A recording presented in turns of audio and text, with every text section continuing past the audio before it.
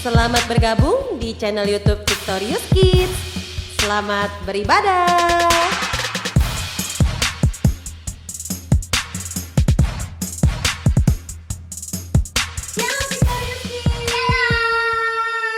Shalom teman-teman. Apa kabar semuanya? Jawabannya harus luar biasa. Siapa yang punya mandi? Siapa yang bersemangat? Saya. Siapa yang lagi sedih? Gak ada dong. Semuanya bersuka cita ya? Iya dong. Ayo, yang bersuka cita tepuk tangan Yesus dulu ya. Tepuk tangan Yesus. Yesus. Yesus. Yes. Yuk kita mau berdoa dulu ya. Tuhan Yesus. Tuhan Yesus. Terima kasih. Terima kasih Untuk hari ini. Kami bersyukur. Kalau kami masih bisa beribadah kepada Engkau.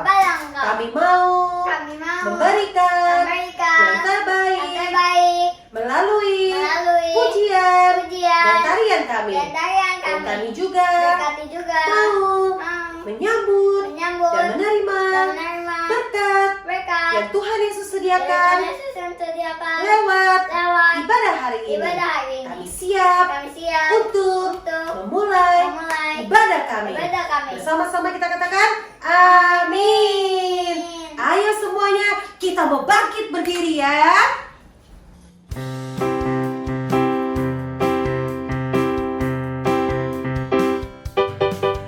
Bapak Abraham mempunyai banyak sekali anak-anak. Aku anaknya dan kau juga.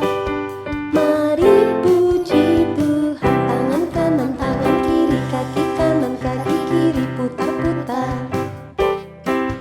Bapak Abraham mempunyai banyak sekali anak-anak. Aku anaknya dan kau juga. Mari puji Tuhan. Goyang kanan, goyang kiri, maju depan, mundur belakang, putar-putar. Bapak Abraham mempunyai banyak sekali anak-anak. Aku anaknya dan kau juga. Mari puji Tuhan. Angkat tangan, tepuk-tepuk, lambai kanan, lambai kiri, putar-putar, lalu duduk. Iya, siapa yang duduk? Ayo bangun lagi, karena kita akan memuji Tuhan lagi.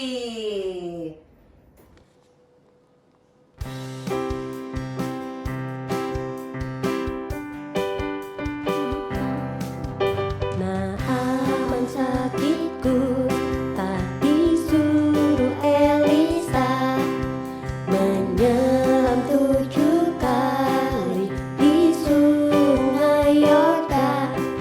1, 2, 3, 4,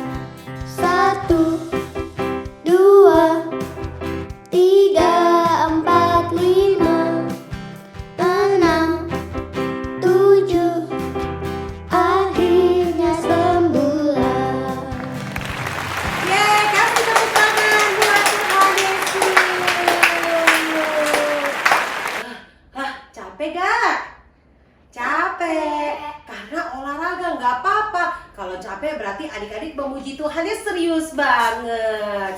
Yuk kita mau memuji Tuhan lagi, kita mau siapkan hati kita. Karena sebentar lagi kita akan mendengarkan firman Tuhan.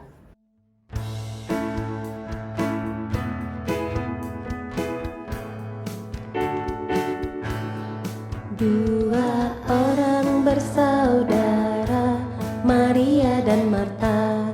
Tak, tak, bum. Sama-sama mengundang Yesus ke rumahnya. Tak, tak, bum. Marta sedang sibuk di dapur, Maria duduk di kaki Yesus. Mendengar firman itu lebih baik. Tak, tak, bum. Dua orang bersaudara, Maria dan Marta. Tak, tak, bum. Sama-sama mengundang Yesus ke rumahnya. Tak, tak, bum. Marta sedang sibuk di dapur, Maria duduk di kaki Yesus. Mendengar firman itu lebih baik. Tak, tak, bum. Dua orang bersaudara, Maria dan Marta. Tak, tak, bum. Sama-sama mengundang Yesus ke rumahnya. Tak, tak, bum. Marta sedang sibuk di dapur, Maria duduk di kaki Yesus. Mendengar firman itu lebih baik. Tak, tak, bum. Iya, pujian tadi dibilangnya apa? Mendengar firman itu lebih baik. Iya, mendengarkan firman Tuhan itu lebih baik. Artinya pada saat kita mendengarkan firman Tuhan, kita jangan melakukan kegiatan yang lain. Kita harus duduk manis, pegang Alkitabnya, kita dengarkan kebenaran firman Tuhan. Ya, kita mau berdoa dulu ya. Tuhan Yesus, kami mau menyiapkan hati, telinga, dan pikiran kami untuk firman Tuhan. Berikan hikmat kepada kami agar kami bisa mengerti setiap isi dan pesan firman Tuhan yang akan disampaikan kepada setiap kami yang mendengarkannya. Karena kami bukan hanya ingin sekedar tahu, tapi kami mau melakukan firman itu di dalam kehidupan kami sehari-hari. Tuhan Yesus juga mengurapi Tante Meja yang akan menyampaikan firman Tuhan. Di dalam nama Tuhan Yesus kami berdoa dan kami siap untuk firman Tuhan. Bersama-sama kita katakan amin. Aduh, aku haus nih. Mau minum dulu. Boleh gak? Boleh. Aduh, kebelet pipis. Aduh, pengen ke WC. Boleh gak? Boleh. Tapi jangan lupa apa? Pause. Iya, setelah di pause, silakan minum, silakan pipis. Tapi setelah itu jangan main-main, tapi balik lagi. Pas balik lagi di apa? Play. Tapi sebelumnya kita harus menyiapkan apa dulu ya? Alkitabnya. Menyiapkan apa lagi? Alat tulisnya. Apalagi satu lagi? Notesnya. Notesnya, betul banget. Terus lari-larian nggak? Enggak. Terus tidur-tiduran nggak? Tidak. Sambil ngemil deh, sambil makan nggak? Enggak boleh. Jangan ya. Supaya apa tadi dibilangnya? Mendengar firman itu lebih baik. Jangan sambil melakukan kegiatan yang lain. Coba kalau duduk manis gimana sih lagunya, Neftali? Coba yuk ajak teman-teman duduk yang manis. Gimana lagunya? Tangan di atas, jangan tetapi tangan di depan, duduk dengan manis. Selamat mendengarkan firman Tuhan. Shalom, Victorious Kid. Apa kabar hari ini? Luar biasa, antusias. Yes, yes, yes. Puji Tuhan ya adik-adik. Kita boleh kembali lagi mengikuti ibadah online pada pagi hari ini.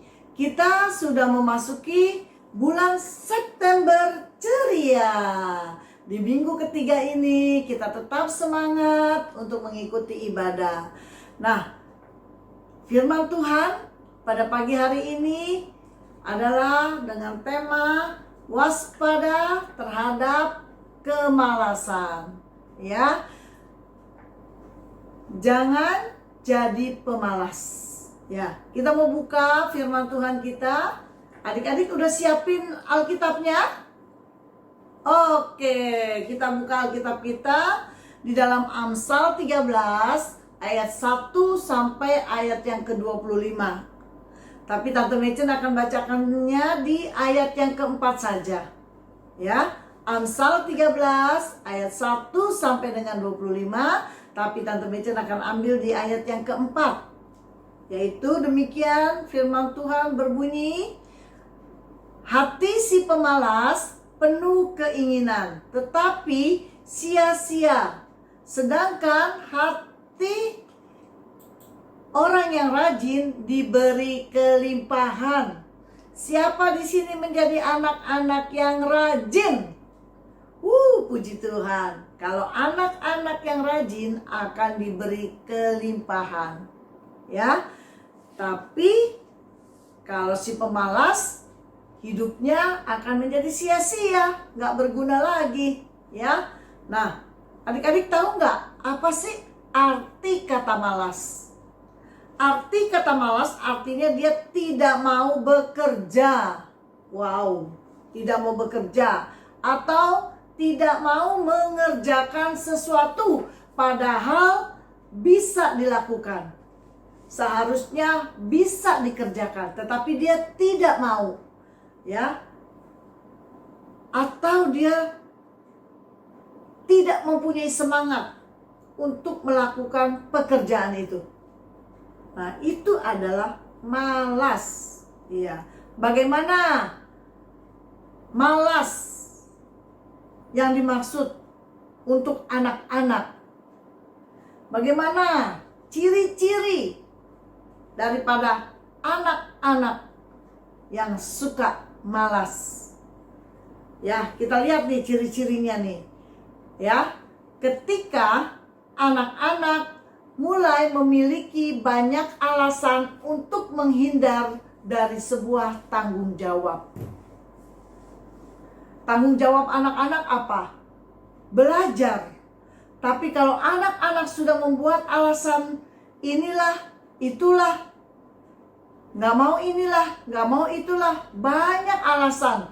Itu tanda-tanda kemalasan ada pada anak itu. Ya.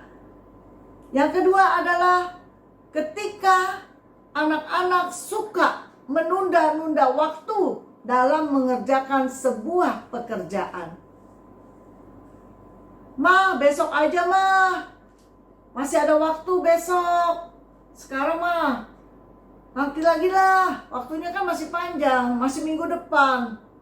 Padahal dia bisa mengerjakan hari ini, tapi karena dia tidak mau, dia menunda-nunda. Itulah anak-anak yang malas. Yang ketiga, ketika anak-anak menolak tugas yang dipercayakan. Misalnya, mama percayakan kepada si A untuk mengerjakan sesuatu, tetapi anak itu nggak mau ngapain? Itu bukan tugas saya, kasih aja yang lain. Nah, itu tandanya juga kemalasan sudah mulai mengintai kita. Lanjutnya, yang keempat, ketika anak-anak tidak on time, artinya tidak tepat waktu. Kalau kita sudah mulai tidak tepat waktu dalam ibadah, Ibadahnya mulai jam 10, tapi buka online-nya jam 10:15, jam setengah 11. Itu namanya tidak on time, tidak tepat waktu. Kita pergi ke sekolah, buka online untuk belajar bersama bu guru jam 8. Kita males-malesan, jam 8 lewat baru kita buka. Itu namanya tidak tepat waktu. Itu ciri-cirinya kemalasan. Apalagi yang kelima, ketika anak-anak tidak lagi disiplin, tidak lagi tertib, mengikuti peraturan, tidak lagi mengikuti instruksi dari bu guru, tidak lagi mengikuti perintah dari mama dan papa, tidak disiplin dengan waktu belajar, main-main, ya, waktu belajar santai-santai. Nah, hati-hati, itu kemalasan sudah mengintai kita juga. Yang selanjutnya, yang keenam, ketika anak-anak mulai ogah-ogahan bangun pagi. Nah, yang sudah mulai malas untuk bangun pagi, hati-hati. Karena udah keenakan bangun siang. Apalagi tidak ke sekolah saat-saat sekarang ini. Saat-saat ini kita belajar di rumah. Hati-hati, jangan kita malas untuk bangun pagi. Padahal bangun pagi itu sehat loh. Kita menjadi segar, menghirup udara pagi yang indah, yang cerah. Kalau udah siang, matahari sudah keluar, sudah panas. Nah, itu kurang sehat. Tapi biarlah kita bangun pagi biar lebih sehat, ya. Hati-hati, waspada kalau kita sudah mulai malas untuk bangun pagi, mengikuti pembelajaran. Nah, yang selanjutnya, ketika anak-anak tidak lagi bersemangat dalam melayani pekerjaan Tuhan, dikasih tugas dari Cisisi, atau dari Koko Fran, atau dari Cici Herliati, dari Cici Diana, dari Tante Mecen, dikasih tugas untuk melayani Tuhan, mimpin pujian misalnya. Nggak mau jangan saya deh, kasih yang lain aja, ya. Nah, hati-hati kalau kita sudah mulai tidak bersemangat melayani Tuhan, itu adalah sudah mengintai kita. Kemalasan sudah mengintai kita. Kita harus harus waspada. Kita harus berhati-hati karena kemalasan itu sedang menghigapi diri kita. Dari ciri-ciri tersebut di atas, adakah itu di dalam hidup kita? Kalau ada ciri-ciri tersebut dalam kehidupan kita, kita harus berwaspada supaya jangan kita terus tinggal di dalam kemalasan. Ya, kalau kita tinggal di dalam kemalasan, kita menjadi orang-orang yang tidak berhasil. Ada kabar buruk nih. Kabar buruk. Kok kabar buruk, Tante Mecen? Iya. Ada kabar buruk yang menyatakan begini. Kabar buruk bagi para pemalas. Ya. Dengarkan, perhatikan baik-baik. Kesuksesan atau keberhasilan di segala kehidupan ternyata tidak akan pernah menghampiri orang-orang yang malas bekerja. Itu kabar buruk loh buat si pemalas. Kalau orang ini menjadi orang pemalas, jangan berharap hidupnya akan sukses. Jangan berharap dia akan berhasil. Karena orang yang malas bekerja tidak akan memperoleh keberhasilan dan kesuksesan. Karena keberhasilan dan kesuksesan tidak akan menghampiri orang-orang yang malas bekerja. Oke? Nah, tapi ada satu lagi kata bijak. Ini juga menjadi suatu kata yang boleh memotivasi hidup kita untuk kita rajin, untuk kita tidak malas, yaitu apa bunyinya seperti ini, kata-kata bijak ini, Ya, jika kamu malas bekerja, atas dasar apakah engkau mengharapkan sebanyak yang dihasilkan oleh orang-orang yang rajin? Gak ada dasarnya untuk kamu mengharapkan seperti orang-orang yang rajin. Orang-orang yang rajin akan memperoleh hasil yang baik, akan memperoleh hasil yang banyak karena dia rajin. Tapi jika kita malas, janganlah kita berharap kita akan memiliki sebanyak yang dihasilkan oleh orang-orang yang rajin. Ya, anak-anak, sekalipun kita sebagai anak-anak memiliki berjibun, ya, arti berjibun, mempunyai banyak keinginan atau impian setinggi langit, tetapi jika kita sendiri bermalas-malasan, maka semua keinginan dan impian kita tidak akan terwujud. Ya, perhatikan. Kalau kita memiliki keinginan atau impian, tapi kitanya malas, jangan berharap impian kita, keinginan kita akan terwujud. Ya. Dalam Amsal 21 ayat 25 mengatakan demikian. Si pemalas dibunuh oleh keinginannya. Keinginannya banyak, tapi malas. Karena tangannya enggan bekerja. Tangannya nggak mau bekerja. Jadi si pemalas itu dibunuh oleh keinginannya, nggak mendapatkan apa-apa karena tangannya malas bekerja. Sesungguhnya kemalasan itu biasa diklasifikasikan sebagai salah satu penyakit mental. Kalau penyakit ini terus-menerus dibiarkan dan dipelihara, akan semakin menjadi penyakit kronis. Tahu penyakit kronis? Adalah penyakit yang berbahaya. Bukan hanya akan merugikan, tetapi juga akan menghancurkan diri kita. Ya, jangan biarkan kemalasan itu ada dalam diri kita. Karena kemalasan itu adalah penyakit mental. Kemalasan adalah penyakit mental. Jangan biarkan penyakit mental menggerogoti diri kita, sehingga itu sangat berbahaya dan menghancurkan hidup kita. Karena itu Rasul Paulus sangat menentang keras orang-orang yang malas. Dia katakan di dalam 2 Tesalonika 3 ayat yang 10 dikatakan demikian. Jika seorang tidak mau bekerja, janganlah ia makan. Dalam Amsal juga dikatakan, hai pemalas, belajarlah kepada semut.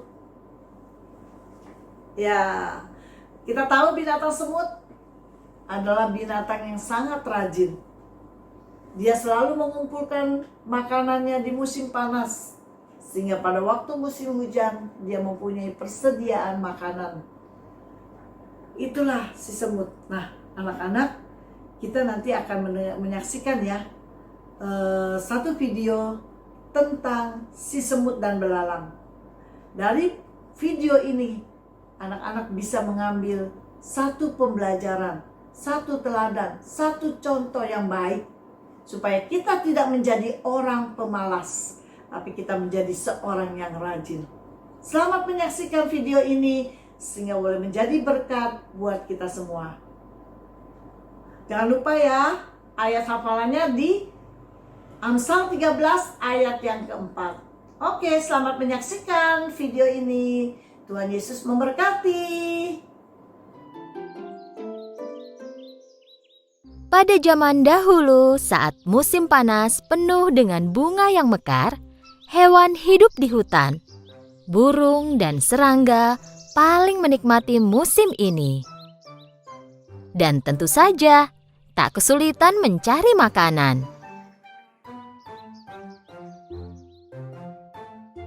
Itu hari biasa bagi belalang pemalas.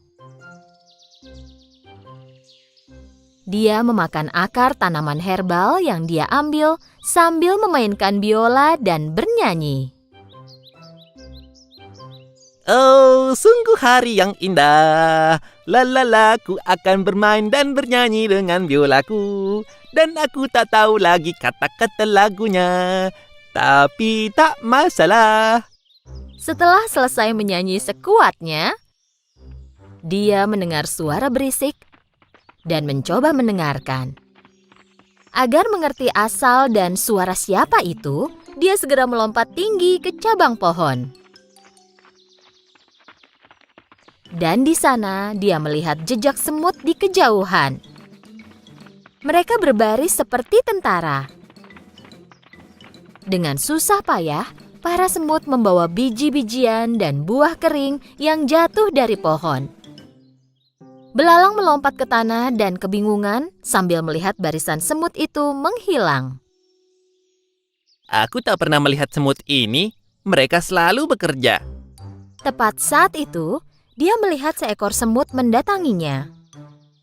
Semut itu mencoba membawa biji yang lebih besar dari badannya.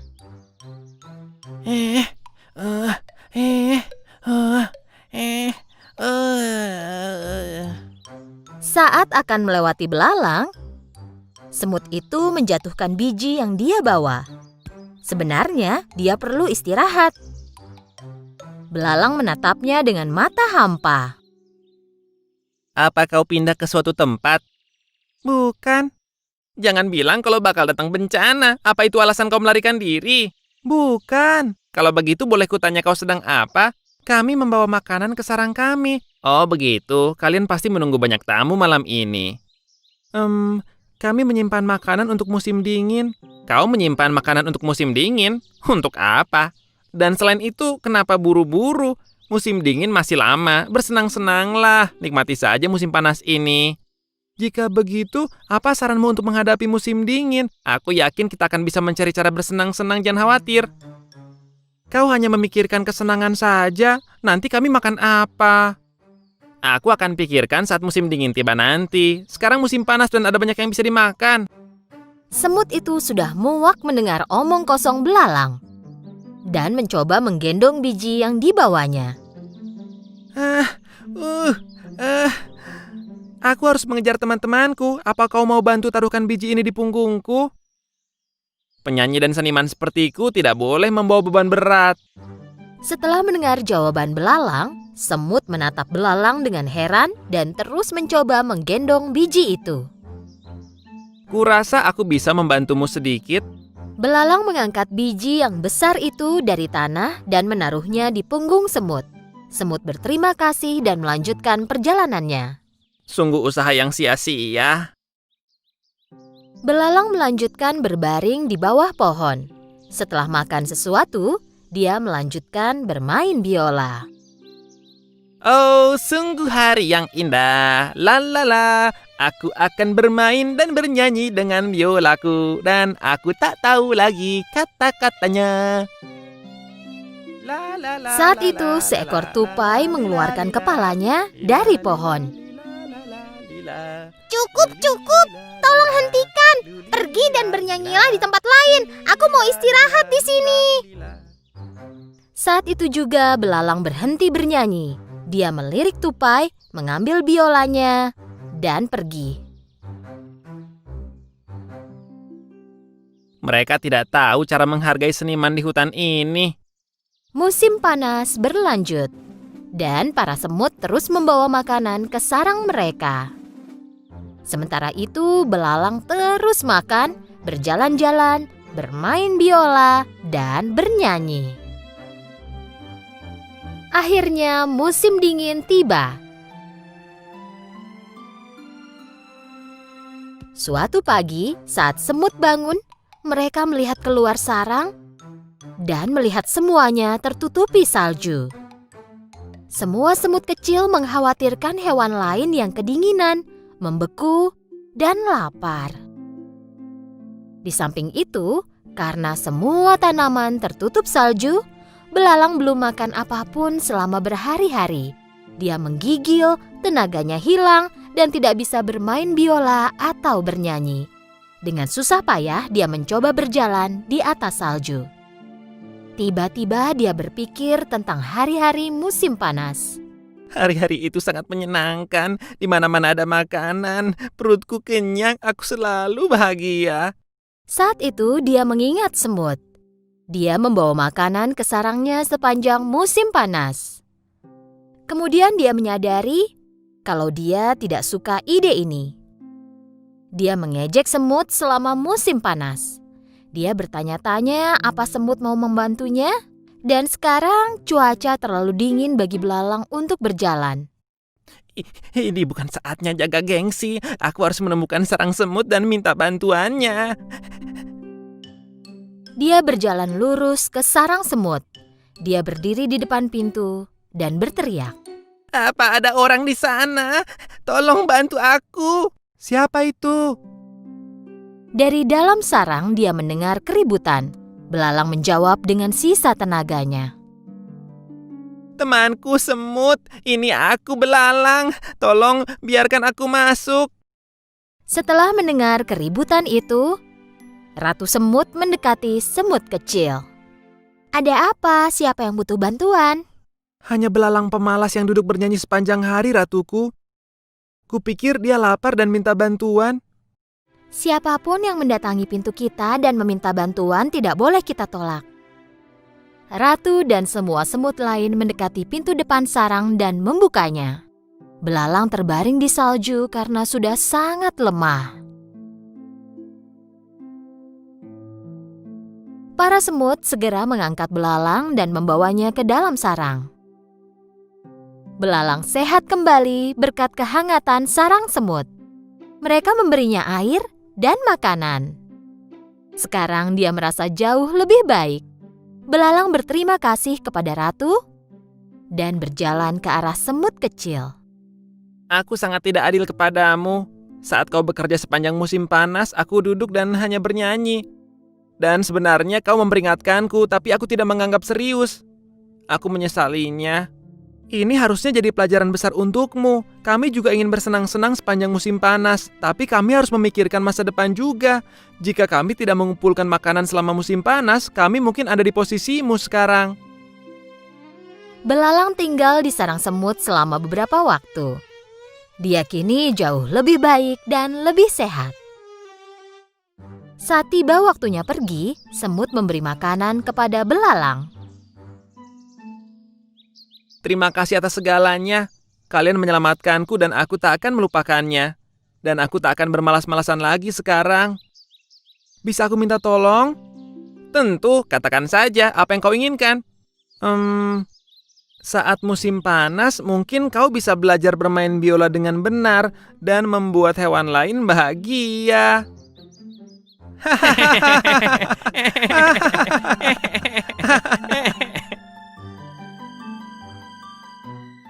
Yeay! Siapa yang tadi mendengarkan firman Tuhan dengan baik? Iya, dicatat gak ya? Dicatat dong. Dicatat, direnungkan, dibaca terus berulang-ulang. Tadi dibilangnya firman Tuhan apa? Waspada terhadap kemalasan. Siapa yang masih mau jadi anak yang malas? Tidak No. ada. Kita harus jadi anak yang rajin. Yuk, kita bangkit berdiri lagi ya. Kita mau menaikkan pujian lagi buat Tuhan Yesus.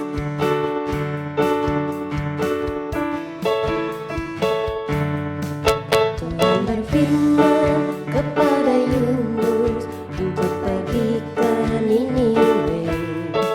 Tetapi Yunus nakal sekali, ia melanggar perintahnya. Ia menyeberang menuju Tarsis, maka Allah menghukumnya. Angin ribut diturunkan, mereka pun ketakutan, lalu Yunus diceburkan. Yunus, Yunus, 3 hari terkurung di perut ikan. Oh Yunus, Yunus, akhirnya menuruti kehendak Tuhan. Tuhan berfirman kepada Yunus untuk pergi ke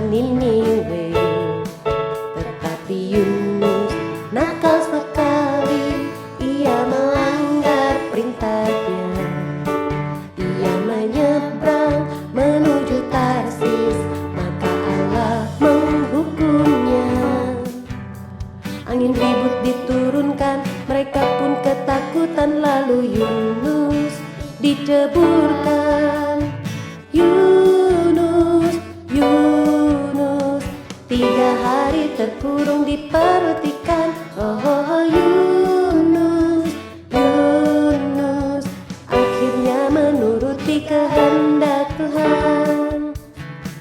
Tuhan berfirman kepada Yunus untuk pergi ke Niniwe. Tetapi Yunus nakal sekali, ia melanggar perintahnya.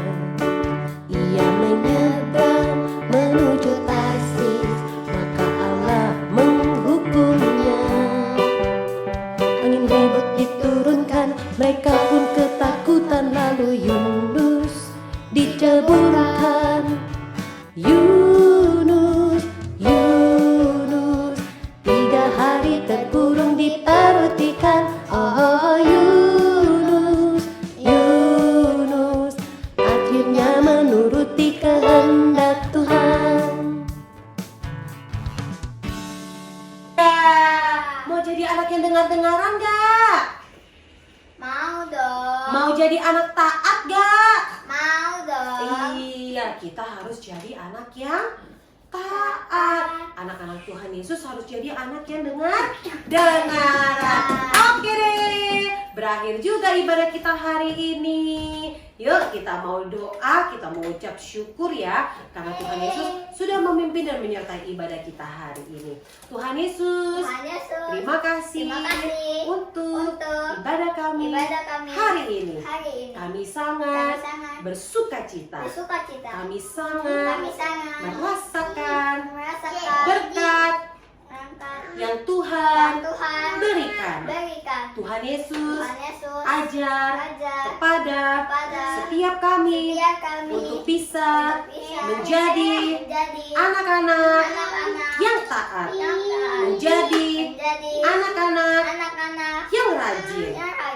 Tuhan Yesus, kami juga mau berdoa untuk Papa, Mama, dan keluarga kami. Biarlah Tuhan Yesus menyertai, memberkati keluarga kami. Kami juga mau berdoa untuk Victorious Kids. Biarlah ibadah kami boleh selalu memberkati setiap orang yang menyaksikannya. Kami juga mau berdoa untuk guru-guru Victorious Kids. Biarlah guru-guru boleh menjadi alat yang dipakai Tuhan untuk memberkati anak-anak dan semua orang yang menyaksikan ibadah kami. Kami juga mau berdoa untuk Indonesia. Biarlah Tuhan Yesus memulihkan Indonesia, Jakarta dari virus Corona. Terima kasih Tuhan Yesus. Di dalam namamu kami berdoa, kami bersyukur.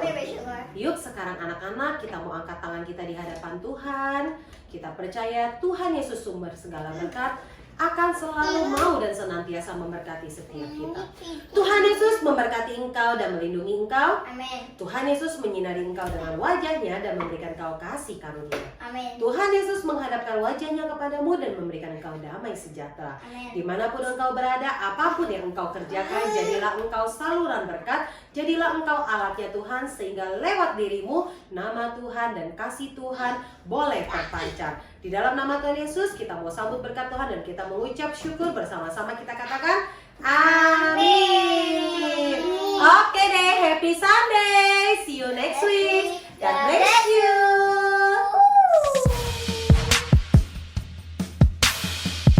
Baru saja kita menyaksikan channel YouTube Victorious Kids. Sampai jumpa di ibadah selanjutnya.